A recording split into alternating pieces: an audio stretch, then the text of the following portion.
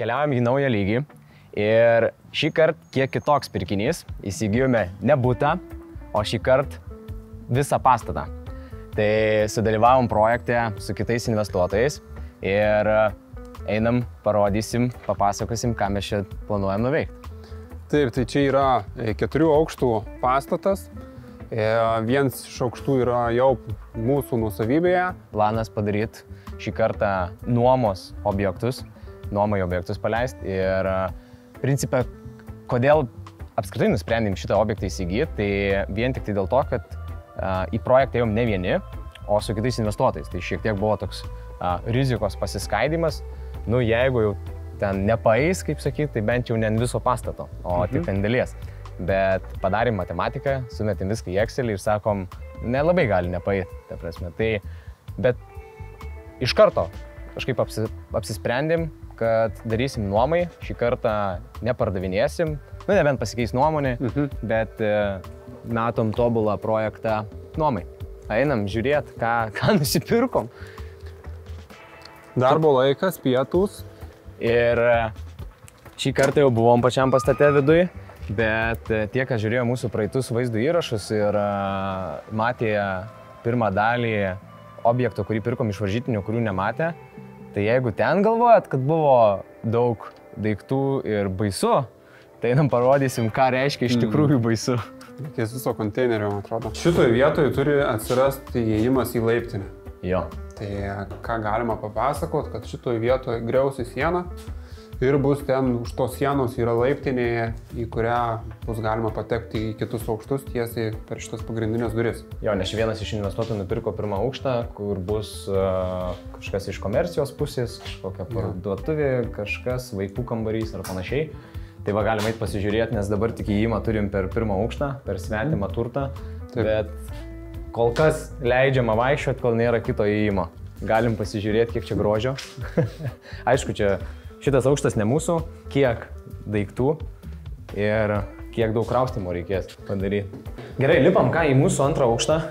Tai aišku, elektros neturim. Prašome nešiukšlinti rašo. Tai pasistengim nemėti daiktų. Tas kvapas. Pinigų kvapas. Pinigų.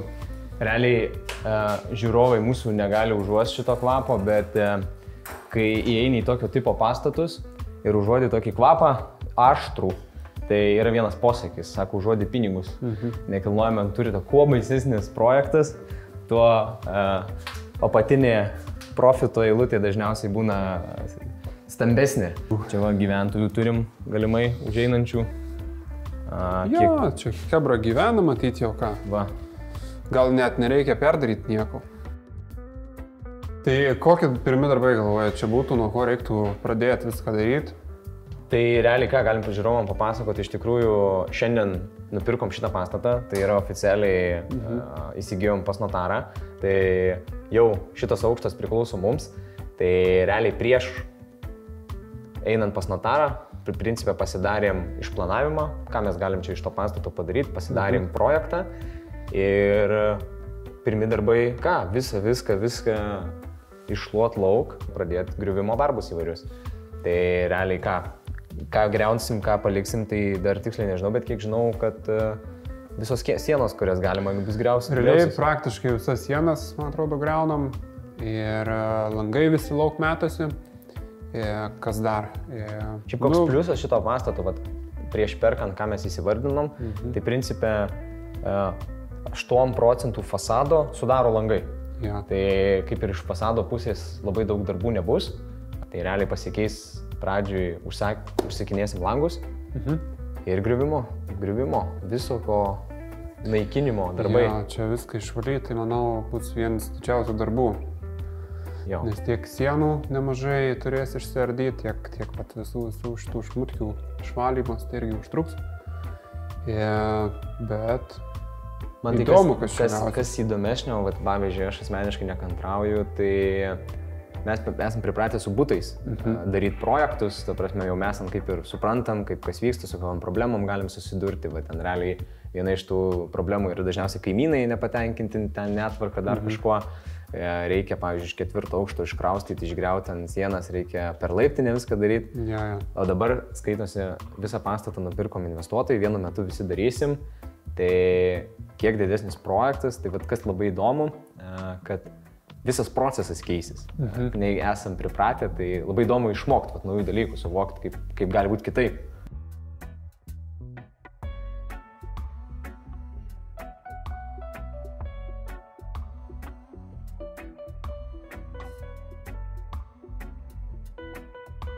Šitą, žiūrėk į tualetą. Dar seniai tokį prašmaknų tualetą matė. Eik tu savo. Bet ką, šito kambario reiks padaryti, nes jis toks visas pailgas, siauras, nežinau. Šiaip gal ir pavyks čia.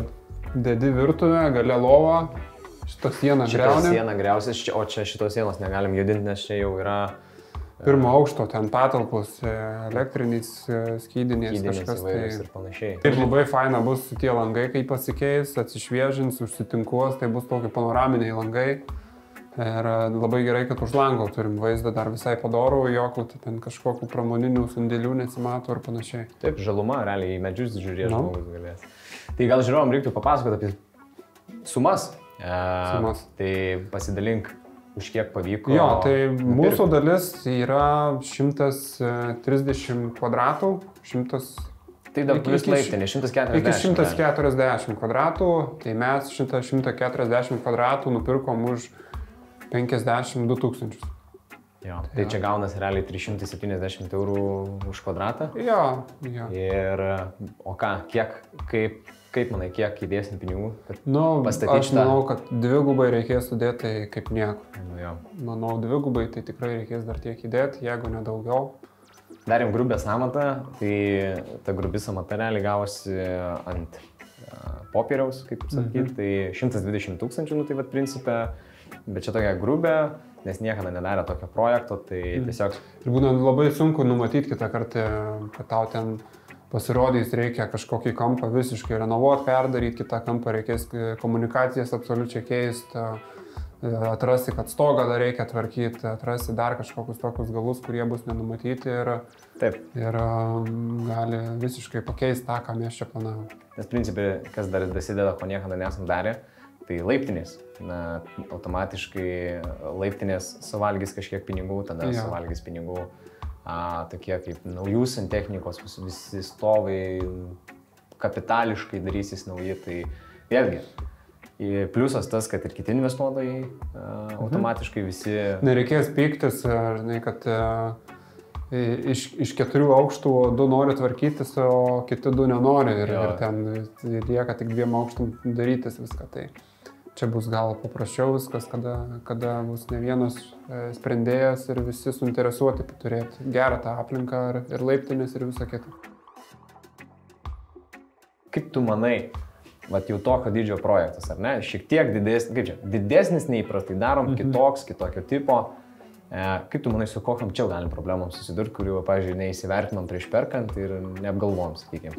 Aš manau, su tokiais pastatais būna visą laiką pagrindiniai dalykai keli. Tai yra parkavimo vietos, tai būna garso izoliacijos padarimas ir komunikacijos. Tai buvo kažkada... O, šiek tinkas pats jau greunasi. Ne, čia aš pagriau. Tu čia pagriau?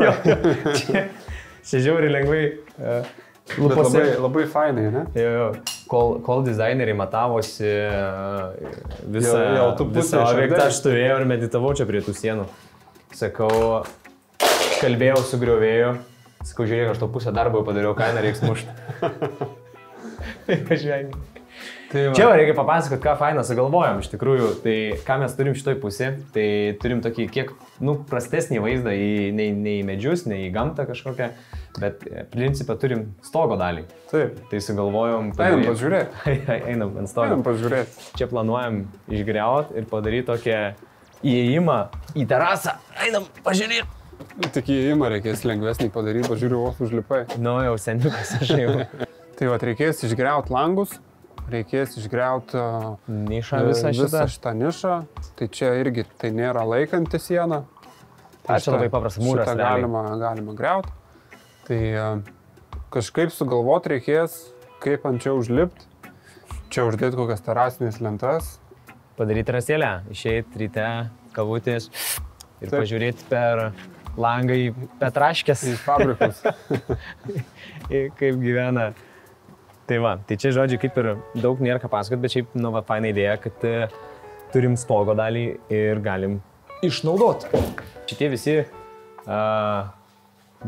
mažos, kaip sakyt, maži kambariukai pataps didesniais, nes išsigriau šitą sieną, užsimūrins įėjimas ir viskas prasiplės čia.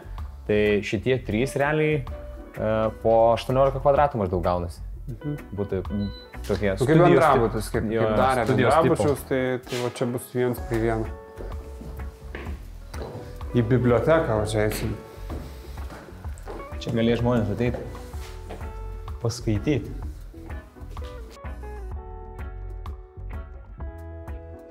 Pasižiūrėsim, kaip pasidaryti, kad komunikacijas visas pavyktų gražiai vienas su kitu aukštu susijungti, kad viskas nueitų į bendrus stovus. Čia, manau, bus irgi iššūkis naujas, kaip tai padaryti. Vienas iš planų, žinai, susiderinti, taip, kad dar visi norėtų panašius išplanavimus turėti, nes, nu, bent jau tą stovą pagrindinį persidaryti, kuris turės eiti per visą koridorių realiai. Tai, bet čia nebus mano problemos, nes visi investuotojai su visais jau susitikom, pakalbėjom, visi mato vieną kryptį realiai ir kažkaip ginčų nekilo. Pasižiūrėsim, kaip bus ateityje, tai papasakosim kiek vėliau. Čia būtinai šitą vaizdą reikėjo parodyti žmonėm, kad suvoktų kartais, kaip būna tas prieš ir po, nes realiai čia kardinaliai bus.